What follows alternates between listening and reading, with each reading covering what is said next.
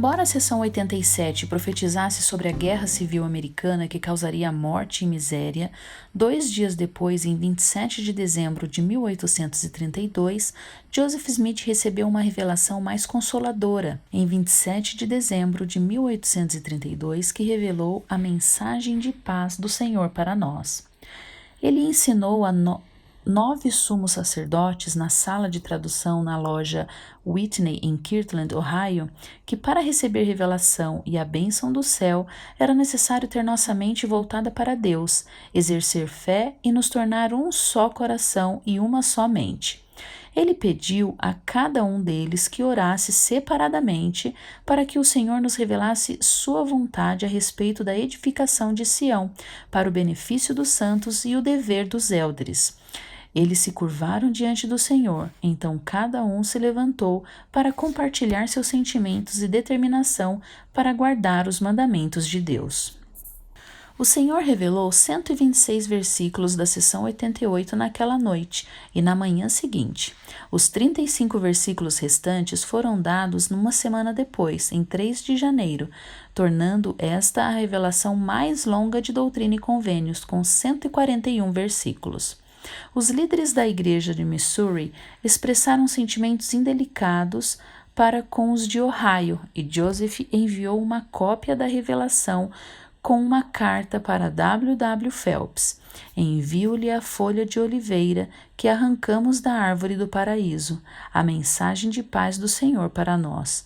Procurem purificar a si mesmos e a todos os habitantes de Sião, para que a ira do Senhor não se acenda com violência. Sob a condição de nossa obediência, ele nos prometeu grandes coisas, até mesmo uma visita dos céus para nos honrar com sua própria presença. A revelação começa com o Senhor dizendo que ouviu as orações dos santos e enviará outro Consolador, o Espírito da promessa da vida eterna. Ele subiu, desceu abaixo e compreende todas as coisas, para que pudesse estar neles e por meio deles a luz da verdade que resplandece. A luz de Cristo está no sol, sua luz e o poder pelo qual foi feita, assim como a lua, as estrelas e a terra. Essa luz brilhante através dele ilumina nossos olhos, acelera nosso entendimento, dá vida a todas as coisas, é a lei que os governa, procede da presença de Deus para preencher a imensidão do espaço e é o seu poder. O espírito e o corpo constituem a alma de um homem e a ressurreição dos mortos é a redenção da alma por aquele que vivifica todas as coisas. Os pobres e mansos herdarão a terra, depois que ela não transgredir a lei, cumprir a medida de sua criação, for preparada para a glória celestial e coroada com a glória do Pai. Foi criado para que os santificados do reino celestial possam possuí-lo para sempre, enquanto aqueles que não são santificados pela lei de Cristo e não podem cumprir a lei de um reino celestial devem herdar um reino terrestre, celestial ou não de glória. Como eles, sou capaz de suportá-lo. Os justos morrerão e ressuscitarão com um corpo espiritual, e aqueles de espírito celestial receberão seu mesmo corpo natural, e a glória e plenitude celestiais pelas quais seus corpos foram vivificados. Aqueles vivificados por uma glória terrestre ou celeste receberão a plenitude desse reino, e todos retornarão a um lugar para desfrutar o que estão dispostos a receber. Aquilo que é governado pela lei é preservado, aperfeiçoado e santificado por ela. Aqueles que violam e não cumprem a lei, mas tentam se tornar uma lei para si mesmos, dispostos a permanecer no pecado, não podem ser santificados pela lei, misericórdia, justiça ou julgamento e permanecer imundos. Não há espaço onde não haja um reino maior ou menor, e todos têm leis dadas com certos limites e condições. Aprendemos as qualidades celestiais de inteligência, sabedoria, verdade, virtude, luz, misericórdia, justiça e julgamento que vão diante da face daquele que está assentado no trono, governa e executa todas as coisas, e Deus compreende todas as coisas que são por e dele. O Senhor deu uma lei para todas as coisas pelas quais eles se movem em sua época. Os cursos dos céus, planetas e terras são fixos, iluminam uns aos outros e esses reinos mostram Deus movendo-se em sua majestade e poder. Sua luz brilha nas trevas e um dia compreenderemos, saberemos que vimos e seremos vivificados por ele. O Senhor simplificou esses reinos em uma metáfora que poderíamos entender sobre um homem que enviou seus servos para cavar em seu campo. Ele disse ao primeiro homem que viria a ele na primeira hora para ver a alegria em seu semblante.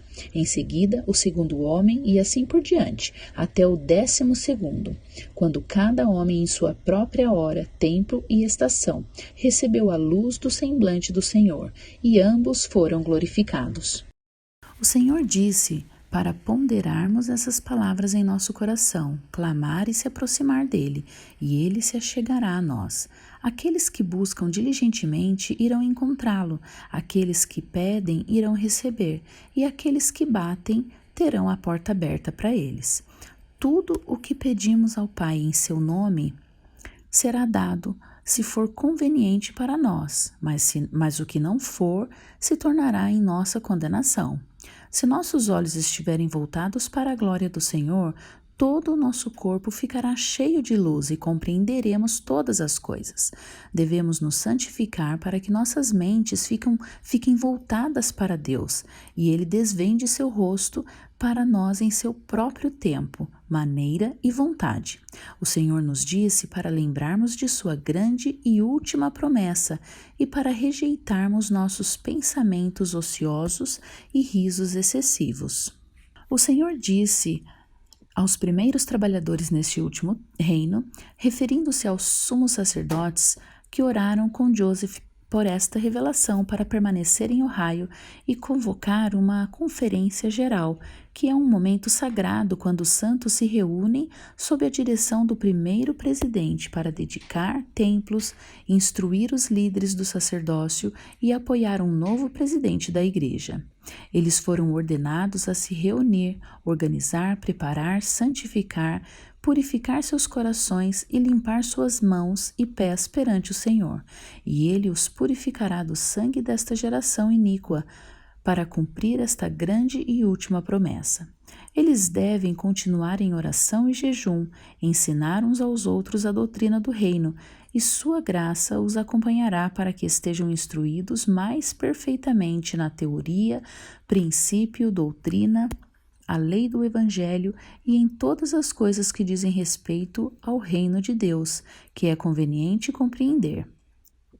Isso inclui coisas que estão no céu, dentro e debaixo da terra, coisas que já existiram, que existem e que em breve acontecerão, coisas em casa e no exterior, guerras e perplexidades das nações, julgamentos que estão na terra, e um conhecimento de países e reinos a serem preparados em todas as coisas, quando ele os enviar novamente para magnificar seus chamados e para as missões que ele os comissionou.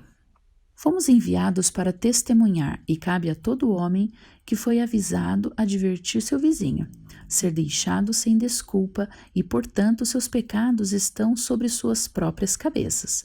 Devemos trabalhar diligentemente para sermos aperfeiçoados em nosso ministério, para ir entre os gentios pela última vez para fechar a lei, selar o testemunho e preparar os santos para a hora do julgamento que se aproxima, e nossas almas escaparão da ira de Deus que é a espera dos ímpios neste mundo e no mundo vindouro.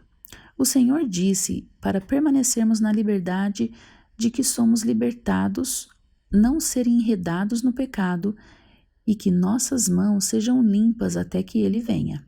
A terra em breve estremecerá e cambaleará como um homem bêbado. O sol esconderá seu rosto e se recusará a iluminar. A lua será banhada em sangue e as estrelas ficarão iradas e se prostrarão como figos de uma árvore. Depois de nosso testemunho, vem a ira e a indignação sobre o povo. Em seguida, vem o testemunho de terremotos, trovões, relâmpagos, tempestades, ondas e todas as coisas estarão em comoção.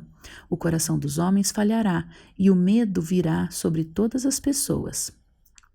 Os anjos voarão pelo céu com alta voz, soando a trombeta de Deus. Preparai-vos, ó habitantes da terra, pois o julgamento de nosso Deus é chegado.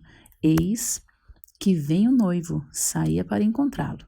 Haverá um grande sinal no céu que todos verão, e enquanto alguns dirão que é um planeta ou cometa, este será o sinal da vinda do Filho do Homem, quando a luz da manhã vier do leste. Um anjo soará sua trombeta, falando sobre a grande igreja, a mãe das abominações, e todas as nações ouvirão. Haverá silêncio no céu pelo espaço de meia hora. Então a cortina do céu será desdobrada e a face do Senhor será revelada. Os mortos serão ressuscitados em ordem de sua justiça e arrebatados para encontrar o Senhor. Uma segunda trombeta soará, e aqueles que são de Cristo receberão sua parte na prisão preparada para receberem o Evangelho e serem julgados. Uma terceira trombeta soará, e esses espíritos dos homens serão julgados, encontrados sob condenação, e não viverão novamente até que os 1000 anos terminem no fim da terra. Uma quarta trombeta soará para aqueles que estão imundos e permanecerem até aquele grande e último dia, e uma quinta trombeta soará por um anjo que confia o Evangelho eterno a todas as nações, tribos, línguas e povos. Tudo no céu e sob a terra o ouvirá, e todo joelho se dobrará, e toda língua confessará. Temei a Deus e dai glória àquele que está assentado no trono para todo o sempre, porque é chegada a hora de seu julgamento. Uma sexta e sétima trombeta soarão, e o anjo dirá: está consumado. O Cordeiro de Deus venceu e pisou o lagar do vinho, do furor da ira de Deus Todo-Poderoso, sozinho. Os anjos serão coroados com a glória de seu poder, e os santos serão cheios de sua glória. Receberão sua herança e serão iguais a ele.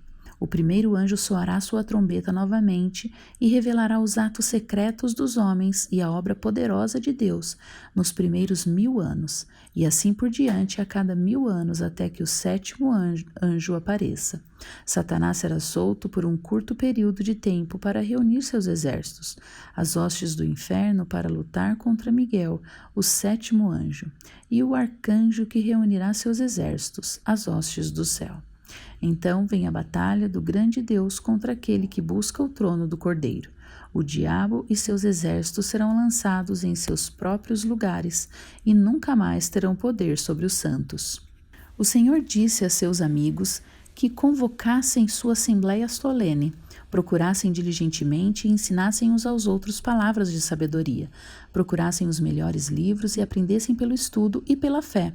Eles devem se organizar, preparar todas as coisas necessárias e estabelecer uma casa de oração, jejum, fé, aprendizado, glória, ordem e de Deus. Eles devem parar de falar levianamente, risos, desejos lascivos, orgulho, leviandade e de todos os seus atos perversos. Devem nomear um professor, que um fale por sua vez e os outros ouçam suas palavras, e todos sejam edificados com igual privilégio. Eles devem amar uns aos outros, deixar de ser cobiçosos e aprender a comunicar uns aos outros conforme o Evangelho exige, deixar de ser ociosos, impuros, encontrar defeitos nos outros, de dormir mais do que o necessário e ir para a cama de modo que seus corpos e mentes possam ser revigorados. Eles devem orar sempre para não desmaiar até que o Senhor volte rapidamente e os receba. O Senhor ordenou que uma escola de profetas fosse estabelecida para serem instruídos em todas as coisas convenientes.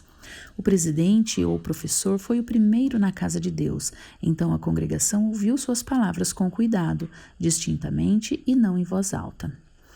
Ele se ofereceu em oração diante de Deus, em lembrança da aliança eterna, e quando alguém entrou, ele levantou as mãos, perguntou se eles eram um irmão e disse: Eu o saúdo em nome do Senhor Jesus Cristo, em sinal ou lembrança da aliança eterna, ser seu amigo e irmão pela graça de Deus nos laços do amor, para andar em todos os mandamentos de Deus sem culpa, em ação de graças por todo o sempre. Os indignos desta saudação não tinham lugar entre eles, para não poluir a casa do Senhor, e os fiéis o saudaram com as mãos erguidas ao céu e a mesma oração. Somente aqueles que estavam limpos do sangue desta geração foram recebidos na escola pela ordenança do lava-pés, administrada pelo presidente e o elder presidente. Eles começaram com uma oração, comeram pão e vinho e se cingiram de acordo com o padrão do testemunho de João a respeito do Senhor.